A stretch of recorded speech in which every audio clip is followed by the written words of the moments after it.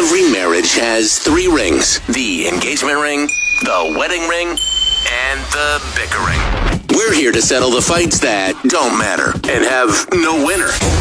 It's the 3 Rings Podcast with another new argument. Well, hello once again. Welcome to another episode of the 3 Rings Podcast. My name is Phil. I'm Lauren. And we are... married.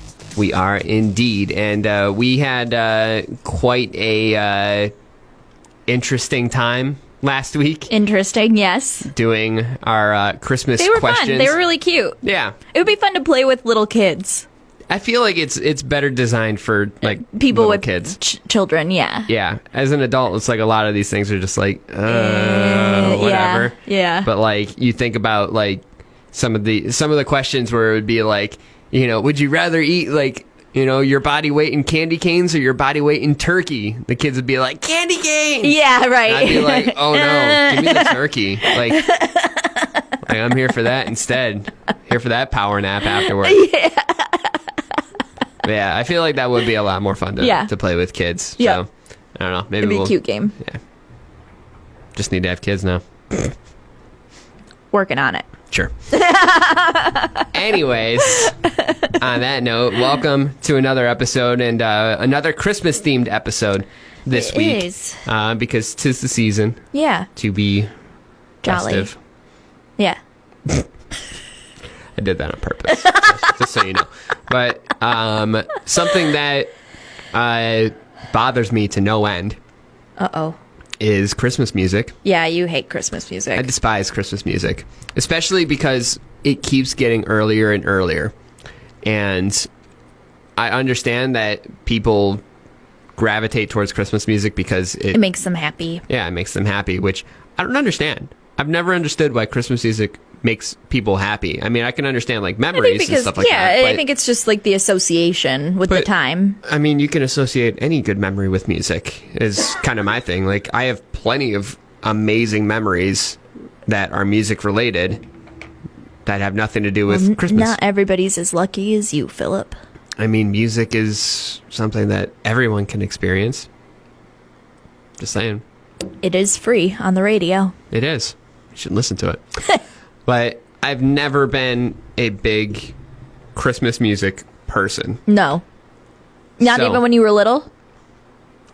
When I was little, I enjoyed some of it. Mm-hmm. Did you have to sing in school pageants? Sometimes, yeah, but Yeah. I wouldn't. You wouldn't sing? No, most of the time I would just kind of mouth along. Really? You wouldn't sing? No. Why? Because I was the shyest little kid ever. Oh, little baby I Philip. hated not being in front of people. singing. I hated it. But you were with tons of other people. Yeah, but Still? still. Really? Wasn't here for it, no. Oh. No. Still to this day, I mean, like, I don't particularly enjoy being No, I like, know on that, stage in but front of just people. like, I don't know. I always thought that the Christmas programs were kind of fun when I was a kid. I had a part in the play one time. I did too. You did too? Yeah. Baby Phil? Yeah. What were Hated it. you? I was like a truck driver that had presents. Ah, okay. Yeah. It was kind of mean of the teacher to make you do that when you didn't want it. There were kids that played fucking like Christmas bunnies. and stuff. Bunnies? Oh, was it like very one of those weird where thing. people had to like, everybody had a part? Yeah. No, we had, because the school that I went to was so small that our Christmas programs were like, the entire school did it. So like Yeah. K through 12 all did the Christmas program. So if you got picked to do something, it was like just you. Yeah. So one year I got picked to be in the Christmas play, which was a part of the program. So I got to sing and like act in it. I was pumped. I loved it. There you go. Yeah. I don't think I ever disliked told it. you too.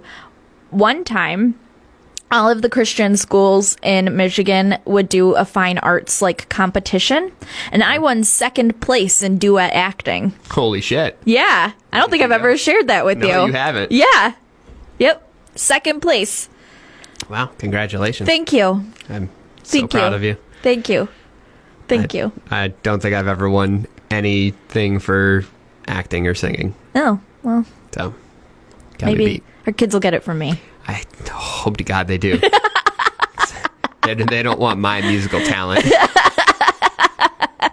I'm perfectly fine being the person that's like, that's a hit. That's not. I was always like, even before the band stuff, and even now, like, I do get nervous about singing in front of people still. Like, it was something that I had to, like, work on. But talking in front of people has never really been an issue. Hated it. Yeah. That's why I enjoy being in my little room alone talking on the radio instead. Yep. It's way easier. Yep. But as a kid, I like being very, very shy and everything. Like, I need to see this, like, truck driver present delivery. There's no video or anything Really? of that shit. No. There's no fucking way there is. But yeah, I mean, I was never really into it. And then after a while, I mean, you know, I started to kind of grow out of like all the like cliche Christmas things, you know, and you know, I mean, still kind of to this day, like I don't really ask for anything, like, No. you know, I don't really care about that. Like I enjoy spending time with family, having a good I meal and asked stuff, for so. things on your behalf this year. Yeah. And you're probably going to get them, and I'm going to be like, cool. No, I mean, one thing is for you, but No, okay. I just said he wants this instead of making you write a Christmas list. Thank you. You're welcome. That's my present to you this year. I appreciate it. But getting back to the topic at hand, the entire topic for this week is what is the best Christmas song? Okay, yeah. And I had a hard time because a lot of the Christmas songs that I like are a little bit like more obscure. mine is very obscure. Yeah, okay.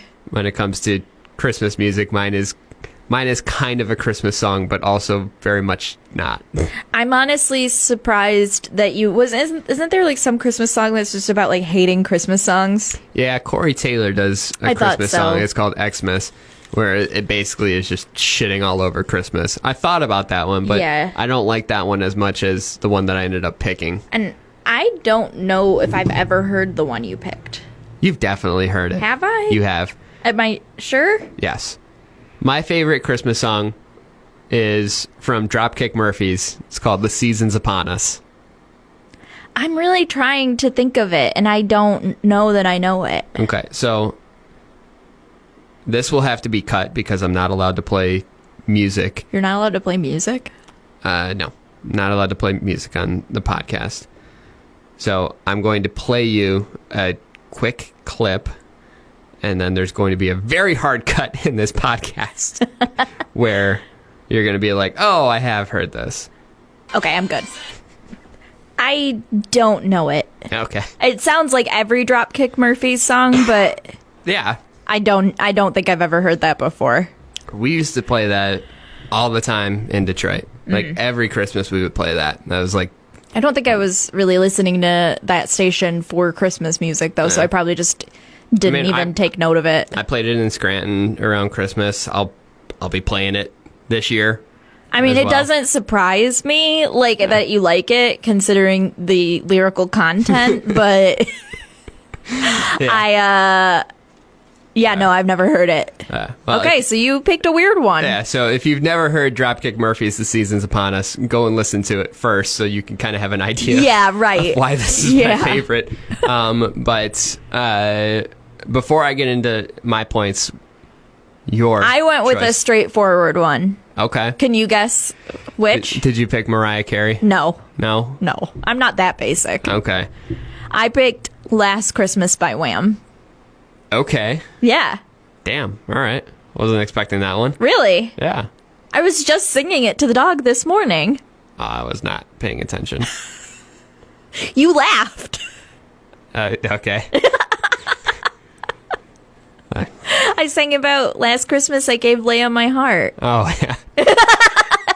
And this year I'm doing it again. That's what I said. Oh, okay.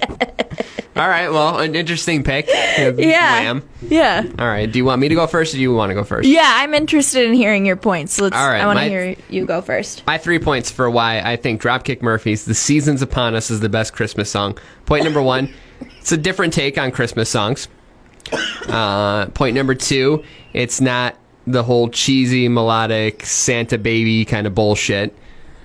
And point number 3, it's actually one of the band's most successful songs.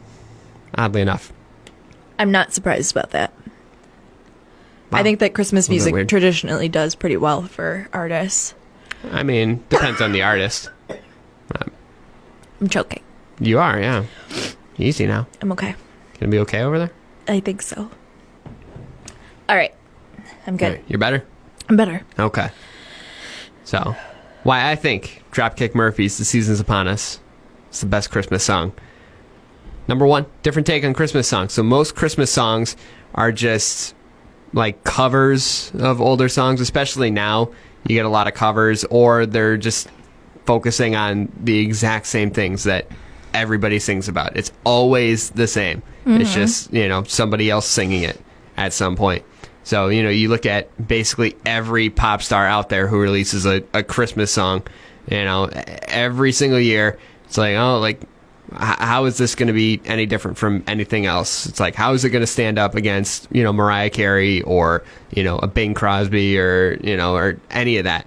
So, just it seems kind of worthless to have people putting out those cheesy kind of whatever Christmas songs. So Dropkick Murphys, it breaks the mold of being a Christmas song that isn't exactly a Christmas song. It's more Christmas themed.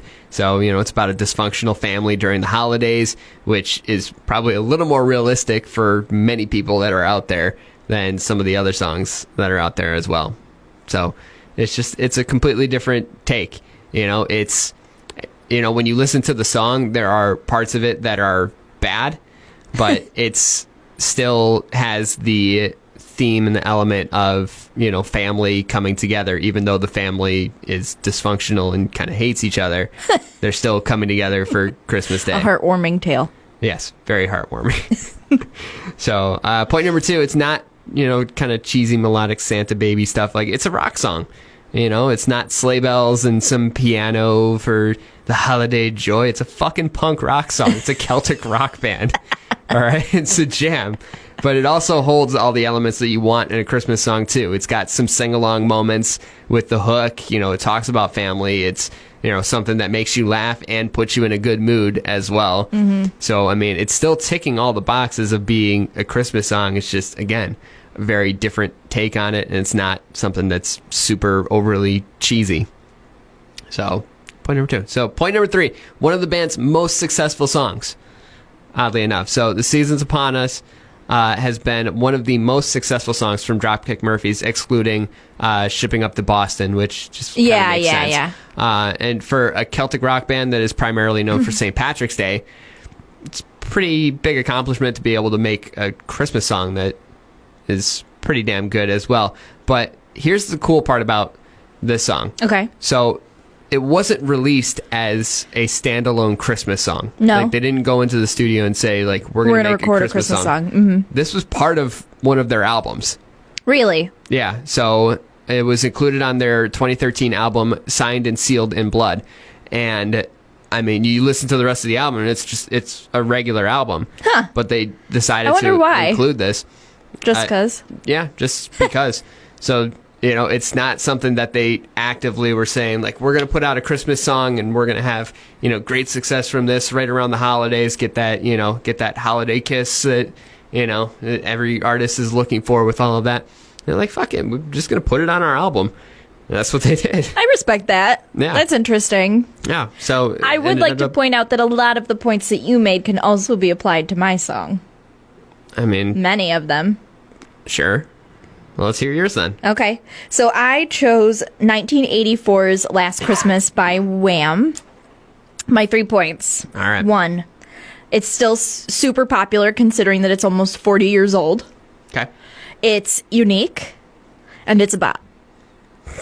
It's a bop. Okay. Those are your 3 points. Yes. It stands the test of time. It's unique and it's a bop. Yes. Okay. Yes. All right. So, okay, number 1. It's still super popular considering that it's nearly 40 years old. So, in spite of the fact that it was released in 1984, it's still peaked at number 3 on Billboard's Holiday Songs chart in 2019. Nielsen placed it 10th on its all-time best-selling holiday songs chart I think that was in 2018. And in December 2018, it re-entered Billboard's Hot 100 chart, reaching number 25 in January of 2019, and then 11 in the first issue of 2020. So it's still clearly like resonating with a lot of people still today. Like, in spite of the fact that it's got a very distinct 80s sound, like with the synth and all of that, but it's still that sounds like Wham. Yeah, it's extremely popular still, like today, which I think like is very impressive. I mean, I don't like, when was All I Want for Christmas Is You released? I have no idea. I think the 90s, right? I haven't the slightest idea when most of these songs were released. Most of them, they just seem like they've been around forever. 1994, it was released. So Last Christmas is 10 years older than All I Want for Christmas Is You, which, I mean, is arguably the most popular Christmas song of all time. And it's still, like, doing incredibly well. Fair. Yeah, so I think that's a huge accomplishment. So, second, it's unique. So you have, like you were saying, there's, like, all of these super cliche Christmas songs. They're like the crooner hits, like all of the Bing Crosby songs. There are pop hits like All I Want for Christmas Is You. But like, this is a totally unique sound with the synth, with the bass. It is like, I mean, it was considered, I mean, is Wham considered a rock band? Yeah. Yeah. So like, it was a rock song, and for it to like make it as far as it has, that's impressive. Yeah. They did really well. Okay. I mean, it does not sound like a single other Christmas song out there. Yeah, I can give you that one. Yeah. Okay. So, third, it's a bop. It's a friggin' bop. Like, you can. Right. So it has the melancholy lyrics, but like the up tempo beat. So it makes it appropriate for like any situation. You can play it at a Christmas party without bringing down the mood. If you're not feeling Christmas, you can listen to it and relate. If you're just like, it's fun to sing along to. It's just like perfect for all situations. It like runs the gamut. Okay. There's not a Christmas situation that you cannot play Last Christmas by Wham at. I mean, I guess that's fair.